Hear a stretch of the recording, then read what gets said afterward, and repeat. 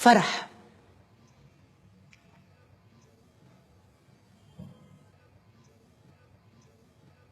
فرح بنت سورية حلوة، جدولاتها طوال، بيتها تدمر بالحرب. كانت راجعة من المدرسة مثل كل يوم، بس بهداك اليوم ما لقيت بيتها، ما لقيت أمها، وما لقيت أختها الصغيرة عبير. أخذها أبوها هي وإخواتها على لبنان.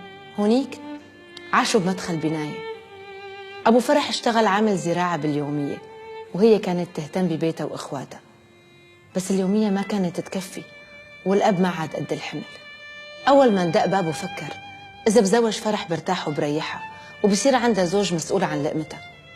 فرح تزوجت هي وعمرها 13 سنة، قصولها جدولاتها الطوال ولبسوها طرحة صغيرة بيضة. حملت دغري، جابت أول ولد والثاني، بس بالمرة الثالثة حملت بتوأم. لما إجاها الطلق كان اليوم اللي التلج غطى فيه البقاع، الطرقات كلها مقطوعة والطلق ما كان يوقف. فرح ضلت عم تطلق بس جسمها ما عاد استحمل. لما التوأم صرخ فرح تنفست آخر نفس.